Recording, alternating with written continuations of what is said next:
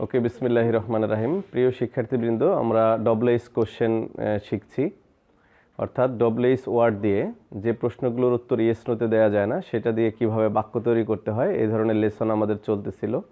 তো তারই ধারাবাহিকতায় আজকে আমরা শিখব হাউ দিয়ে কিভাবে বাক্য গঠন করতে হয়। ঠিক আছে, তো চলো আমরা বোর্ডে কাজ করে দেখি কিভাবে আমরা বাক্য তৈরি করতে পারি। আচ্ছা, আমরা প্রথম এই ডব্লিউএইচ দিয়ে যখন ক্লাস করেছিলাম তখন হাউ দিয়ে কত ধরনের অর্থ হতে পারে সেগুলো আমরা লিখেছিলাম, এবং হাউ এর সাথে আরও কতগুলো ওয়ার্ড যুক্ত হতে পারে, যেমন কতবার, কিভাবে, কেমন করে, কখন, কখন না, হাউ এর সাথে আরও কত দূর, কত ব্যবধান, এরকম আরও ওয়ার্ড যুক্ত হতে পারে। সেগুলো একটা চার্ট আমরা প্রথম ক্লাসে দিয়েছিলাম। আচ্ছা, সে নিয়ে আর কথা বলবো না, আমরা এটার সাথে আরও নিচে পরবর্তী আরেকটা অংশ থাকবে, সেই অংশে আমরা উদাহরণ দিয়ে সেগুলোকে বোঝানোর চেষ্টা করব।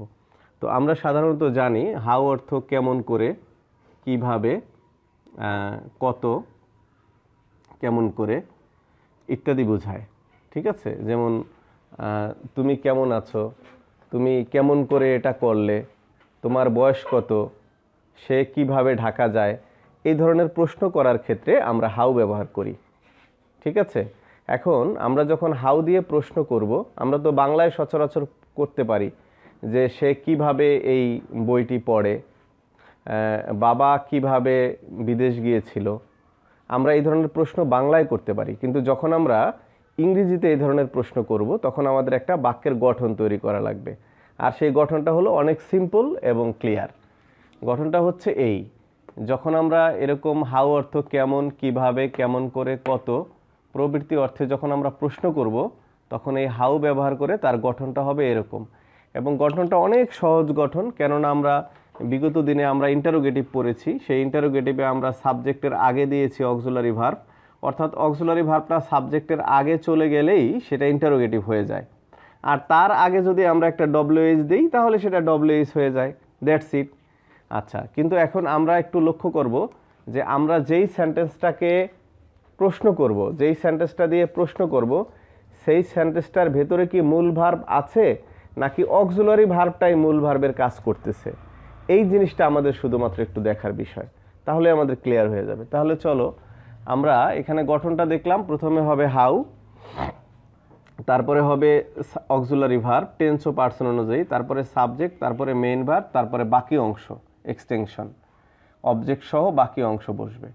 তো আমরা এটাকে ক্লিয়ার করার জন্য এখানে আমরা একটা বাক্য লিখেছি অ্যাসারেটিভ, ওই বাক্যটাকে প্রশ্নবোধক আমরা করেছি এখানে। চলো দেখি, যেমন they come to college by bus, তারা বাসে করে কলেজে আসে।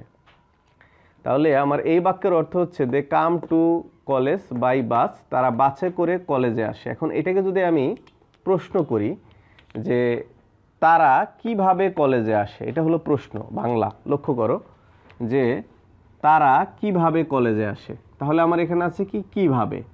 কিভাবে দিয়ে যদি আমাদের প্রশ্ন তৈরি করতে হয় ইংরেজিতে, তাহলে সেই ক্ষেত্রে আমরা প্রথমে কি দিব? প্রথমে দেব হাউ। এই যে গঠন অনুযায়ী লক্ষ্য করি, প্রথমে আমরা হাউ দিলাম, হাউ অর্থ হলো কিভাবে। এরপরে দিতে হবে আমাদের অক্সিলারি ভার্ব। এখন অক্সিলারি ভার্বটা হবে টেন্স অনুযায়ী। তাহলে আমার এখানে বাক্য ছিল কি, তারা কিভাবে কলেজে আসে, তাই না? তাইলে এখানে মূল ভার্ব কিন্তু আসা। মূল ভার্ব কি? আসা। এই যে লক্ষ্য করি আমরা, আসা। তাহলে এখানে তো অক্সিলারি ভার্ব নাই। তা যদি অক্সিলারি ভার্ব না থাকে তাহলে আমরা প্রেজেন্ট ইনডিফিনিট টেন্সে পড়েছিলাম যে এটা আসে, এটা প্রেজেন্ট ইনডিফিনিট টেন্স, ডু বা ডাজ আনতে হয়। তো সেই ক্ষেত্রে আমরা এখানে কি আনলাম? ডু, কারণ দের সাথে ডু হয়। হাউ ডু, তাহলে আমাদের অক্সিলারি ভার্বের ফাংশন চলে গেল গঠন অনুযায়ী। তারপর হবে সাবজেক্ট, সাবজেক্টকে তারা, তারা ইংরেজি কি? দে। তারপর হবে মেইন ভার্ব, মেইন ভার্ব হলো কি এখানে আসা, আসা ইংরেজি কি? কাম। বাকি অংশ হলো টু কলেজ। তাহলে আমরা কি করলাম? How do they come to college, তারা কিভাবে কলেজে আসে। আচ্ছা, এই বাক্যটা ক্লিয়ার করার জন্য আমি আলাদা একটা উদাহরণ দিতেছি নিচে। দেখো, তোমরা তোমরা কিভাবে কিভাবে পড়ো, গল্প। আচ্ছা, শুধু এইভাবেই দিলাম, তোমরা কিভাবে বইটি পড়ো। তাহলে কিভাবে, কিভাবে আমরা ইংরেজি কি দেব? তাহলে হাউ। লক্ষ্য করি আমরা হাউ। এখন একটা অক্সিলারি ভার্ব দেব, বোঝার চেষ্টা করব আমরা। তোমরা অক্সিলারি ভার্ব, তাহলে পড়ো, পড়ো হলো আমার প্রেজেন্ট ইনডিফিনিট টেন্স, তাহলে অক্সিলারি ভার্ব আসবে ডু বা ডাস। তাহলে এখানে সাবজেক্ট হলো তোমরা, তোমরার সাথে হবে ডু, হাউ ডু ইউ, ইউটা হলো সাবজেক্ট। তারপরে মূল ভার্ব হবে, মেইন ভার্ব হবে read, how do you read, আর আমাদের এক্সটেনশন হবে দ্য বুক। তোমরা কিভাবে বইটি পড়ো, how do you read the বুক।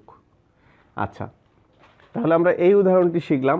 আরও ক্লিয়ার করার জন্য আমরা অন্য টেন্সের আরেকটি উদাহরণ দিই, তাহলে আমরা আরও ক্লিয়ার বুঝতে পারবো। দেখো, যেমন সে কেমন করে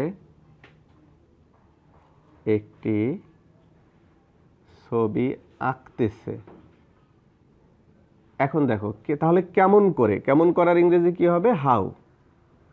আচ্ছা, তাহলে এরপর একটা অক্সিলারি ভার্ব দিতে হবে। অক্সিলারি ভার্ব আমাদের দিতে হবে, টেন্স দেখতে হবে। তাহলে আঁকতেছে প্রেজেন্ট কন্টিনিউয়াসের অক্সিলারি ভার্ব হবে এম ইজ আর, ঠিক আছে। তাহলে এখানে এম ইজ আর এর কোনটা হবে, সে, সাবজেক্ট আছে সে, সের সাথে হবে ইজ, হাউ ইজ হি। এরপর হবে মূল ভার্ব ড্র, তাহলে ড্রোর সাথে আইএনজি হবে, কারণ প্রেজেন্ট কন্টিনিউয়াস টেন্স, বারবারই টেন্স কিন্তু আমাদের সামনে আসবে। হাউ ইজ হি ড্রয়িং একটি ছবি, a picture. Clear, how is he drawing a picture. আচ্ছা, আরেকটা উদাহরণ দিয়ে আমরা আরো ক্লিয়ার করি। আমি এটাকে মুছে দিচ্ছি, উদাহরণগুলি আমি নিচে দিচ্ছি যেহেতু আমার বোর্ডে আরো লেখা আছে। দেখো, যেমন মা কিভাবে পিঠা তৈরি করবে। আচ্ছা, তাহলে কিভাবে মা কিভাবে পিঠা তৈরি করবে, তাহলে কিভাবে, হাউ। হ্যাঁ, আচ্ছা, এখন তৈরি করা তো আমার এখানে মেক আছে, মূল ভার্ব এখানে আছে, তাহলে একটা অক্সিলারি ভার্ব দেব। করবে ফিউচার ইনডিফিনিট, তাহলে ফিউচার ইনডিফিনিটের অক্সিলারি শ্যাল বা উইল, তাহলে এখানে দেবো আমরা হাউ উইল, তারপরে মাদার, সাবজেক্ট হলো mother, how will mother make, how will mother make cake. এভাবে আমরা লক্ষ লক্ষ হাজার হাজার কোটি কোটি বাক্য হাউ দিয়ে এবং অক্সিলারি ভার্ব দিয়ে করতে পারবো, ঠিক আছে। তাহলে আমরা দেখব বাক্যের ভেতরে যদি মূল ভার্ব থাকে এবং মূল ভার্বটা যদি অক্সিলারি ভার্ব না হয়, সেই ক্ষেত্রে আমরা how, auxiliary verb, subject, main verb, extension, এই গঠনের মাধ্যমে আমরা কি করব, ডব্লিউএস করব। আরেকটা উদাহরণ এখানে দেই আমরা। Karim works as slowly as an idle, Karim একজন অলসের ন্যায় ধীরে কাজ করে। তাহলে করিম কিভাবে কাজ করে, তাহলে আমরা এটা কিভাবে দিয়েছি, এটা দিয়েছি হাউ, করিম কিভাবে কাজ করে। পুরো বাংলাটা যদি লিখে দেই যে করিম কিভাবে কাজ করে, হ্যাঁ, কিভাবে কাজ করে, তাহলে এখানে কাজ করে হলো মেইন ভার্ব। তাহলে আমরা শুরুতে দিছি হাউ, যেহেতু present indefinite tense, auxiliary verb এখানে আনছি ডাস, কারণ করিমের সাথে ডু হয় না, ডাজ হয়, করিম থার্ড পারসন সিঙ্গুলার। তাহলে হাউ ডাস করিম ওয়ার্ক, ওয়ার্কটা হয়েছে আমার এখানে মেইন ভার্ব, দ্যাটস ইট। এখন আমরা এই জায়গাটা একটু খেয়াল করব, আমাদের মনে রাখতে হবে যে আমাদের যদি অক্সিলারি ভার্বটাই মেইন ভার্ব অর্থে ব্যবহৃত হয়, অক্সিলারি ভার্বটাই মেইন ভার্ব, যেমন ধরো আমরা অক্সিলারি ভার্ব মেইন ভার্ব কিভাবে ব্যবহার হয়, তাহলে হাউ এর অর্থ হবে কত বা কেমন, আর স্ট্রাকচারটি হবে হাউ এর পরে অক্সিলারি ভার্ব। এই স্ট্রাকচার আর এই স্ট্রাকচারের তফাৎ কি, এই স্ট্রাকচারে অক্সিলারি ভার্বের পরে সাবজেক্ট, তারপরে মেইন ভার্ব, আর এই স্ট্রাকচারে হচ্ছে অক্সিলারি ভার্বটাই মেইন ভার্ব আর অক্সিলারি ভার্বটাই অক্সিলারি ভার্ব, এখানে আরেকটা মেইন ভার্ব আর আসবে না। কেমন, যেমন আমরা এখানে এক্সাম্পল দিয়ে ক্লিয়ার করি। লক্ষ্য করো, শি ইজ 10 years old, তার বয়স 10 বছর। এখন এখানে সাবজেক্ট হয়েছে ইজ, মানে তার বয়স এখানে হয়, এই কথা অনেকবার বলছি আমরা এরকম পড়ার সময়। তার বয়স হয় 10 বছর, তাহলে হয় কথাটা এখানে থাকে না, থাকলে শ্রুতি মধুরতা হারায়, এই জন্য আমরা এখানে এটাকে সাইলেন্ট রাখি। তাহলে কি হয়েছে, শি ইজ 10 years old, ঠিক আছে। তাহলে শি ইজ 10 ইয়ার্স ওল্ড, তাহলে এখানে মূল ভার্বকে ইজ, আবার ইজটা যাতে হলো একটা অক্সিলারি ভার্ব। তার মানে আমাদের এই যে পরের উদাহরণটা শি ইজ 10 ইয়ার্স ওল্ড, এখানে ইজটাই অক্সিলারি ভার্ব আর ইজটাই কি ভার্ব, মূল ভার্ব। এখন তাহলে আমরা এটাকে যদি এখন বাংলা করি, তার বয়স কত প্রশ্ন করি, তাহলে প্রশ্ন করলে সেটার ইংরেজিটা কি হবে, হাউ ওল্ড ইজ শি। তাহলে এখানে কি হয়েছে, প্রথম হয়েছে হাউ, তারপরে এখন বয়সটা যেহেতু আসছে সেহেতু হাউ ওল্ড এটার সাথে যুক্ত হয়েছে ওল্ড কথাটা, কত বয়স।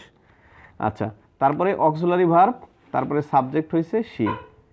হ্যাঁ, যেমন আজ সে কেমন, আজ সে কেমন মানে আজ হয় সে কেমন, তাহলে এটা কি হয়েছে, হাউ ইজ হি টুডে। আচ্ছা, এটাকে আমরা আরেকটু কিছু খোলা উদাহরণ দিয়ে আরও প্র্যাকটিস করতে পারি। যেমন দেখো, সে সে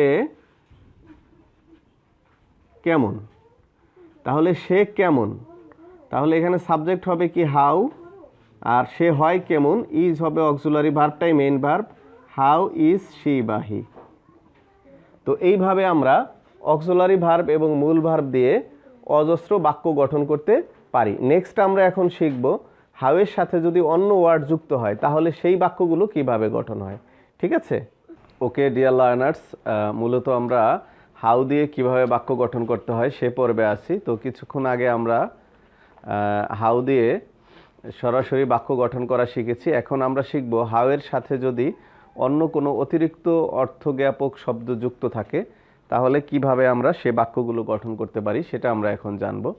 তো অতিরিক্ত অর্থজ্ঞাপক শব্দগুলো কেমন সেটা আমরা দেখে নেই। যেমন কতক্ষণ, কত দূর, কত দাম, কত দীর্ঘ, কত সময়। যেমন এই যে কত সময়, তার সাথে কত মানে হাউ, আর সময় মানে হলো টাইম বা ওফেন ইত্যাদি। কত লম্বা, হাউ লং।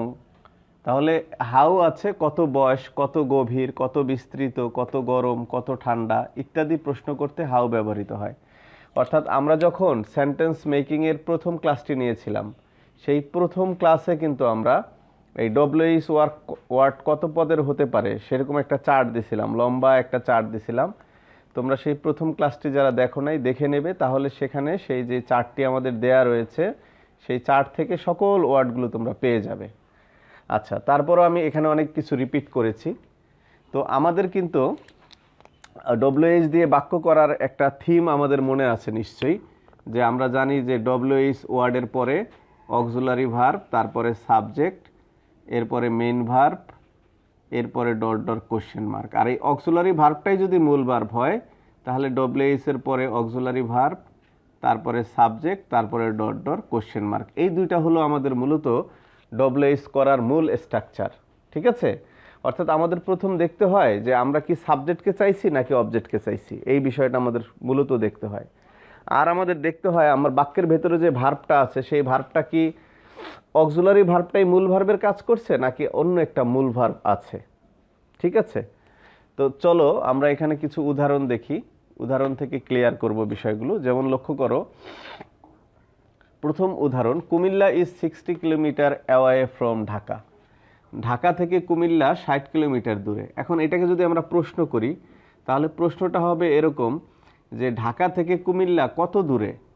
তাহলে কত দূর, কত দূর, দূরত্ব শব্দটা অতিরিক্ত অর্থ হলো ফার এখানে বা ডিস্টেন্স, আর তার সাথে যুক্ত হলো হাউ। ক্লিয়ার হয়েছে? কত দূর, এই যে অতিরিক্ত অর্থজ্ঞাপক শব্দ, অতিরিক্ত এই ক্ষেত্রে অতিরিক্ত অর্থজ্ঞাপক শব্দটি বসাতে হয়। যেমন হাউ তো আমাদের বসাবই, কত, কত ইংরেজি হলো হাউ, আর তার সাথে আবার যোগ হয়েছে কত দূর। হ্যাঁ, কত দূর, তাহলে দূর শব্দটার অতিরিক্ত হয়েছে, তাহলে দূর শব্দটার ইংরেজি হলো ফার, তাহলে হাউ এর সাথে যোগ হলো ফার, তাহলে হলো হাউ ফার। এখন এখানে দেখো ইজটাই কিন্তু মূল ভার্ব, ইজটাই এখানে মূল ভার্ব, ইজটা কিন্তু যাতে একটা অক্সিলারি ভার্ব কিন্তু এখানে মূল ভার্ব হিসাবে বসছে, তাই আমাদের এখানে ইজ বসলো, হাউ ফার ইজ। এরপরে subject Comilla, how far is Comilla from Dhaka. এখানে কিন্তু ইজ অক্সিলারি ভার্বের পরে আর মূল ভার্ব বসে নাই। কেন বসে নাই? কারণ ইজটাই আমাদের এখানে মূল ভার্ব, ইজটাই আমাদের এখানে অক্সিলারি ভার্ব। আচ্ছা, সেকেন্ড উদাহরণটা যদি আমরা দেখি, they have been working for 3 days, তারা 3 দিন যাবৎ কাজ করতেছে। আচ্ছা, এখন এটাকে যদি আমরা প্রশ্ন করি তাহলে প্রশ্নটা হয় এরকম, তারা কত সময় ধরে কাজ করতেছে, ঠিক আছে? তাহলে তারা কত সময় ধরে কাজ করতেছে, কত, কত ইংরেজি কি হাউ, আর কতর সাথে যোগ হয়েছে সময়, সময়টা একটা অতিরিক্ত যোগ হয়েছে, কতক্ষণ, কত দীর্ঘ সময়, তাহলে হয়েছে হাউ লং। এই লংটা অতিরিক্ত অর্থজ্ঞাপক শব্দ। এখন আমরা এটার পরে কি দিব, অক্সিলারি ভার্ব দেব। তাহলে অক্সিলারি ভার্ব আছে আমার এখানে হ্যাভ বিন। এখন আমরা জানি যে অক্সিলারি ভার্বটা যদি জোড়া হয়, মানে প্রথমে একটা অংশ থাকে, তারপরে আরেকটা অংশ থাকে, আরেকটা অংশ থাকে, তাহলে সেটা ব্যবহার করতে হয় সেন্টেন্সে। জোড়াটার প্রথম অংশ বসাই, একটা সাবজেক্ট যে বসবে, সাবজেক্টের বামে বসাইতে হয় প্রথম অংশ, ডানে বসাইতে হয় দ্বিতীয় অংশ। যেমন লক্ষ্য করো, এখানে অক্সিলারি ভার্ব ছিল হ্যাভ বিন, তাহলে যখন আমি কোশ্চেন তৈরি করছি তাহলে হচ্ছে have they bin, have they বিন, তার পাশে হয়েছে ডব্লিউএইচ। অনেক সহজ না? আমরা তো আগে প্রশ্নবোধক, যখন আমরা টেন্স শিখছিলাম তখন কিন্তু আমরা প্রশ্ন করা শিখছিলাম, মনে আছে? প্রশ্ন করা যখন শিখছি তখন কি, প্রশ্ন করা মানে শুরুতে আসে অক্সিলারি ভার্ব, তারপরে আসে, শুরুতে আসে একটা অক্সিলারি ভার্ব আমাদের, তারপরে আসে কি, তারপরে আসে সাবজেক্ট, তারপরে আসে মেইন ভার্ব। আর ডব্লিউএইচ যদি করি, এর আগে ডব্লিউএইচ ওয়ার্ড জুড়ে দিলেই হয়ে গেল, দ্যাটস ইট। তাহলে আমার এখানে এই যে অক্সিলারি ভার্ব আছে হ্যাভ বিন, এটা হলো হ্যাভ দে বিন, মানে বিন, হ্যাভ বিনটা সাবজেক্ট বসছে দে, তার বামে প্রথম অংশ বসছে, বাকি অংশটা ডানে বসছে। How long have they been working, মূল ভার্ব বসছে। ক্লিয়ার? আচ্ছা, এরপরে আমরা পরের উদাহরণটায় যাচ্ছি। দ্য পেন, দেখো, দ্য পেন কস্ট মি 20 টাকা, কলমটির দাম 20 টাকা নিয়েছে। তাহলে এটা কোন টেন্স? এটা পাস্ট ইনডেফিনিট। এই যে কস্ট, কস্টের ভি টু কস্টি, ভি ওয়ানও কস্ট, ভি থ্রিও কস্ট। তাহলে আমরা এটা ভি টু বুঝবো কেমনে? এখানে সাবজেক্ট আছে দ্য পেন, দ্য পেন আছে third person singular, third person singular সাথে ভার্বের সাথে এস বাই এস হওয়ার কথা, যেহেতু হয়নি তাহলে বুঝতে হবে এটা ভি টুতে আছে, পাস্ট টেন্সে আছে। তাহলে কলমটির দাম 20 টাকা নিয়েছে। এখন তাহলে কত টাকা নিয়েছে, কলমটির দাম কত টাকা নিয়েছে? আমরা যদি প্রশ্ন করি, আমি বললাম যে এই কলমটির দাম আমার কাছ থেকে 20 টাকা নিয়েছে, এটা আমি কোন প্রশ্নের উত্তরে বলবো? কেউ আমাকে প্রশ্ন করবে যে তোমার কাছ থেকে কলমটির দাম কত নিয়েছে, তাহলে সে না আমি উত্তরে বলবো যে আমার কাছ থেকে 20 টাকা নিয়েছে, এরকম হবে না? তাহলে প্রশ্নটা হবে এরকম, লক্ষ্য করো, কলমটির দাম কত টাকা নিয়েছে, কলমটির দাম কত টাকা নিয়েছে। তাহলে কত, কত করতে হলে আমার হাউয়ের সাথে দিতে হবে মাছ, এটা আমরা আগেই জেনেছি, হাউ মাছ গেল। এরপর দিবে আমি অক্সিলারি ভার্ব, অক্সিলারি ভার্ব এখানে আসবে ডিড, পাস্ট ইনডেফিনিট টেন্সে তোমরা জানো ডিড অক্সিলারি ভার্ব আসে, এটা আমরা টেন্সে পড়েছি। যেমন ডিড, তারপরে আসবে সাবজেক্ট, সাবজেক্টকে the pen, did the pen, cost হলো আমার মেইন ভার্ব, আর ইউটা হলো অবজেক্ট, অবজেক্ট দিলাম আমরা এখানে।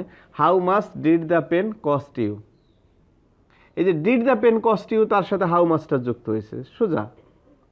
ক্লিয়ার? পরের উদাহরণ দেখি, আমরা এই উদাহরণগুলো থেকে মূলত ক্লিয়ার হচ্ছি। The field is 100 feet long, মাঠটি 100 ফিট লম্বা। এই the field is 100 feet long, মাঠটি 100 ফুট লম্বা। তাহলে এটা প্রশ্ন করলে কি হবে, মাঠটি কত ফুট, কত লম্বা, কত লম্বা, কত, তাহলে হাউ লং, হাউ মানে কত আর লং মানে লম্বা, কত লম্বা, অতিরিক্ত শব্দ হলো লং। ক্লিয়ার? How long. এখন এখানে ইজই তো মূল ভার্ব, ইজই তো অক্সিলারি ভার্ব, তাহলে how long is the field, ইজের পরে আর মূল ভার্ব আসবে না, how long is the field, মাঠটি কত লম্বা। পরের উদাহরণটি ক্লিয়ার করি। He writes to me every week, সে প্রতি সপ্তাহে আমাকে লিখে।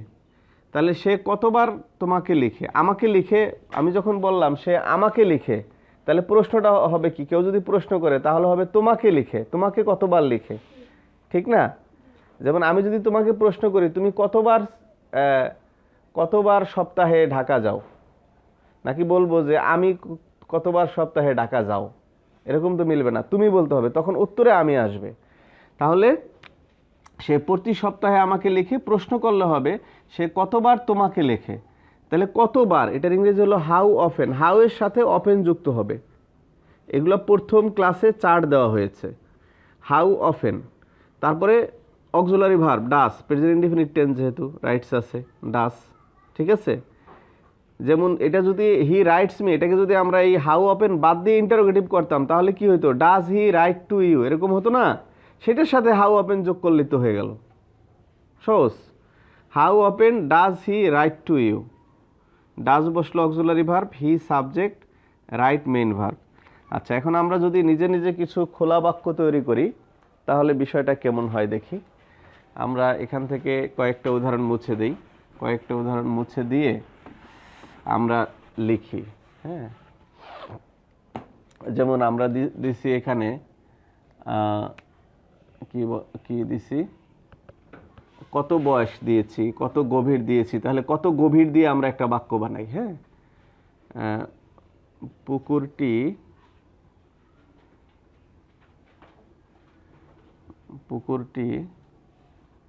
কত গভীর।